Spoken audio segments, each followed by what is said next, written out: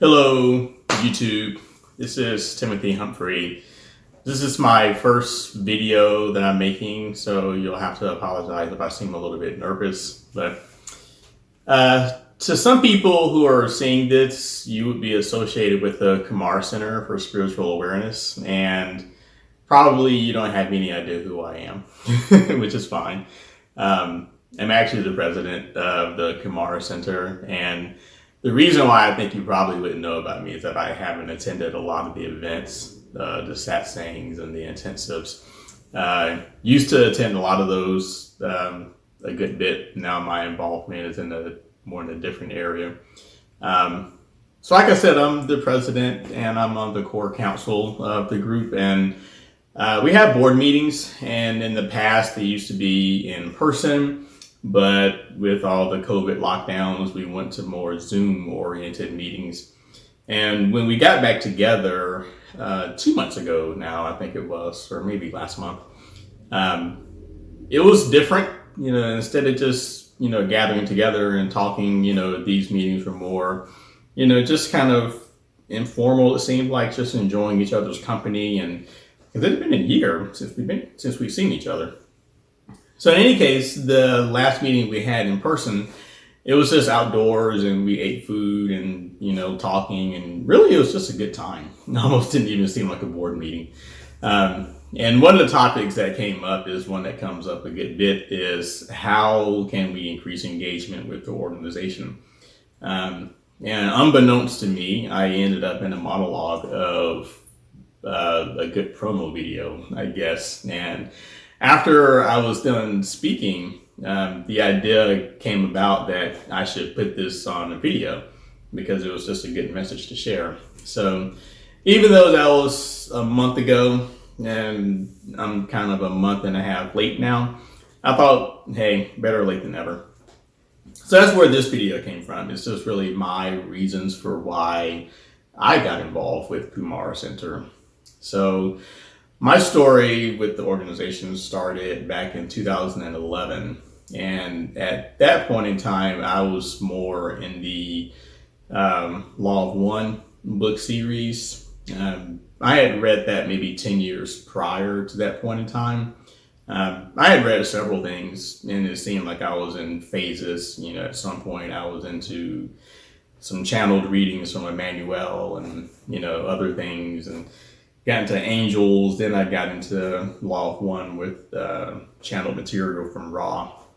And I really liked that, and after that, I really felt I had a better foundation on the universe and who am I and where do I fit into it. But despite having learned a lot over the years, it just still felt like something is missing. Didn't know what, something's just missing. So I was on the search again for something else to fill the void. And I had read some other books. And one of the books mentioned Shambhala that I was reading. And it was just kind of weird for me that a few days after I read the word Shambhala, my first time ever seeing it, I found a group that's named the Shambhala Center. So before it was Kumara Center, it was the Shambhala Center. So I saw that and just thought, well, this is pretty dang neat. There's a group called Shambhala Center. So I went to some of their events, and I really just didn't know what this group was about. They had all types of events on Meetup. So I just didn't know. And I just wanted to see, is this a legit group? Do I have to give some sort of a blood sacrifice or something like that? Just what is it about? But it was fine. They watched a movie and, it's a more spiritually oriented movie, but still just a movie. So it just seemed like a regular, neat group. And they mentioned satsang as another event that they offered. And I thought, okay, I'll check it out. So over the course of a couple of weeks, I went to satsang and listened to Shusara speak about a lot of different topics. And I thought to myself, this sounds a lot like what I read about in the Law of One book series.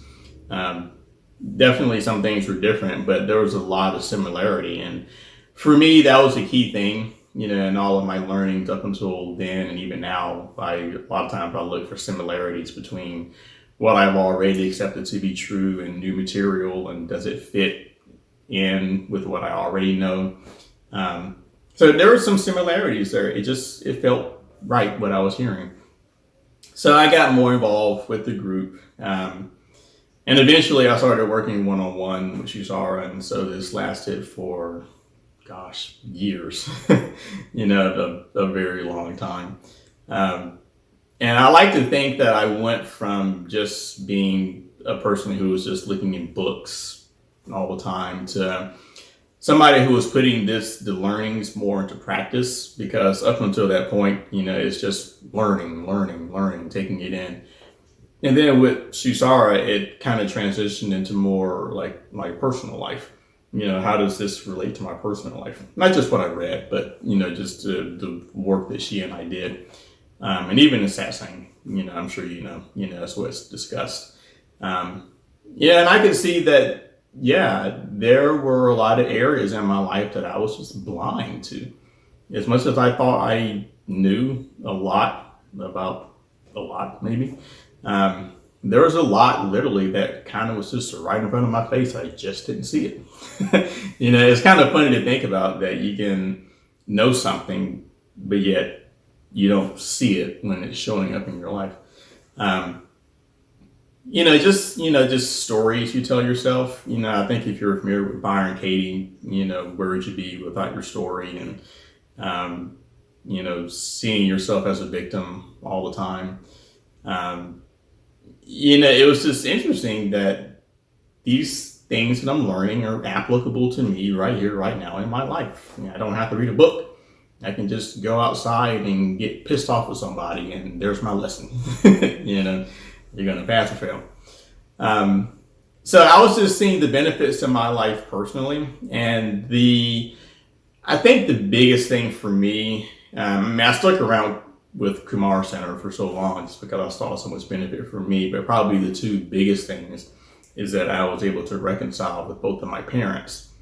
My parents got divorced when I was 2 months old, I think. So I never really knew like a nuclear family with a mother and a father. It was always a single parent household, or I'm visiting one parent, leaving the other.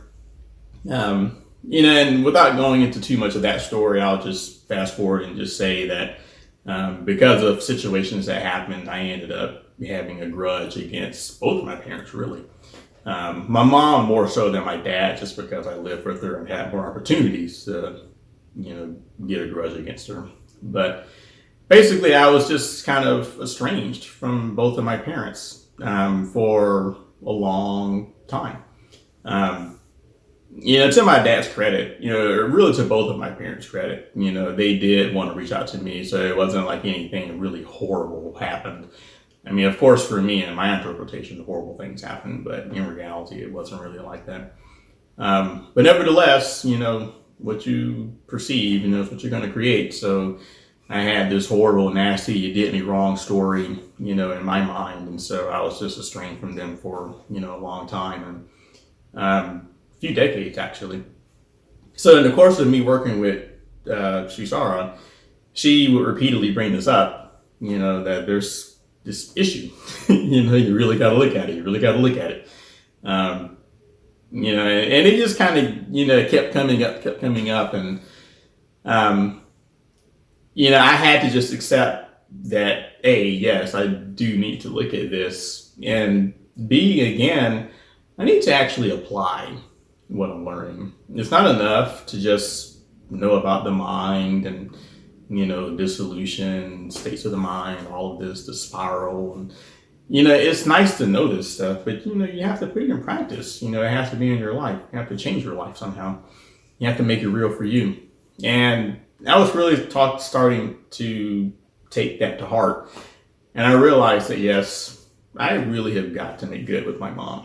Up until that point, it was roughly 2 decades plus that I had been, separated from my mom, just not really.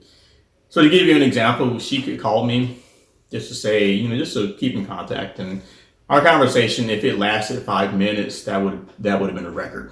It was mostly, hey, how are you? Good. Okay, bye. Just nothing. So, I had to do something about that. And it was painful for me to have to admit that I'm wrong. What do you mean I'm wrong? So, the first step, she started, she was giving me some suggestions and guidance, and, she suggested just write a letter. Even if you don't send it to your mom, just write a letter. And I did that. I went home after one of our sessions and I wrote everything about my mom, that she did me wrong, you did this, you did that. And even that was a cathartic experience just to get it out. And I discovered there was a lot of pain just sitting inside that I really did not want to acknowledge. I didn't want to go there. So I didn't send the letter. I threw it up. I balled it up and threw it away. But it was still good to just get it out. And I got to be more in touch with that side of me that felt neglected and weak, and and just to see that that's me. I may want to put forth this appearance or front as being a strong guy, but truthfully, there was a lot of hurt. There was a lot of pain there. So, eventually I looked at that and worked with it, and I wrote my mom an email. I just told her essentially everything that I had written in the letter. And she, if I remember correctly, she called me when she got it, and we ended up talking a good bit just about everything. And, she was just happy that I even reached out and, communicated that to her. And I remember some funny things from that conversation, that some of my prime stories I was retelling myself over and over again, that she did this. And, my central grudge, the criteria where I would have dropped it for me is if she would apologize for what she did to me. If she would just acknowledge that she did me wrong, that would be good enough. That was my, big sticking point, that she never apologized. And we talked about everything. You know what I found out? She didn't remember anything. I'm not going to say nothing, but most of the big things for me that were just so horrible, she didn't remember. It was such a small, insignificant thing to her. You have to imagine 20 plus years after the fact, who's going to remember, everything? You just can't remember everything. But for me, some of those small details got magnified. And for her, they just stayed as small details. And it was actually vice versa. She brought up things that I did to her that I didn't know she could hold a grudge against me. But not that she held a grudge, but she remembered it. It was a small thing to me that I truly forgot about. And once she mentioned it, I remembered it, but I never thought about it. And so it was just very funny that here I have this story that if only you would apologize to me, things would be okay. Turns out that would have never happened. I would have never gotten my apology, simply because she never even knew. But, long story short, I was able to rehabilitate my relationship with my mom. And now we can talk on the phone for 2 hours. And I know for some people that may not be anything, but I can say for holding a grudge against your parents for, over 2 decades, that was an accomplishment. To go from a 5-minute conversation being a record to 2 hours, it's a huge shift. And same thing for my dad. My parents were divorced, and so I only had visitation with my dad, and that ended when I was 6 years old. And so he and I tried to reconnect every now and then, but just, I don't know why. I won't get to that here in this video. But I ended up developing a sense of wanting to be separate from him. But he always wanted to stay in touch with me. And so, in regards to this video and the message I'm trying to convey, applying the lessons that I was learning, one day my dad called, and he mentioned that he was in the city about 30 minutes from me. And I saw his, so before I knew that, I saw his number on my phone. I saw Dad. I'm not going to answer that. But I listened to the voicemail, and that's when I found out that's where he was. And I thought, he doesn't live in this area where I live, so he wasn't going to be there forever and ever. So it was kind of like, do something now or do something later. And one thing I'm learning, there's no guarantee that tomorrow is going to come, at least not the tomorrow that you think is going to come. So, sometimes you have to act right then, right then. So again, and this is after I had made it with my mom. So, it gets easier over time to let go of these stories, the more if you let them go. So again, I thought, you know what? This is another big one for me. If you're serious about doing this work, you have to demonstrate it. You have to do it. So I called him back and I said, hey, I'm here. And if you want to talk, you can come over to my house. And you have to remember, by this point, this probably would have been 3 decades or so. And we had conversations over the years. So it wasn't like, totally 3 decades of no talking. But, it's just kind of like nothing talking, So he came over to my house. And for me personally, it was a big ordeal beforehand, hands get sweaty and all this stuff, but you know what, just do it. So I answered the door and it's like something just sort of like took over. It was like the scared, nervous Tim who's holding the story just went away, and I was just present in the moment and just saying, just be here, be here right now.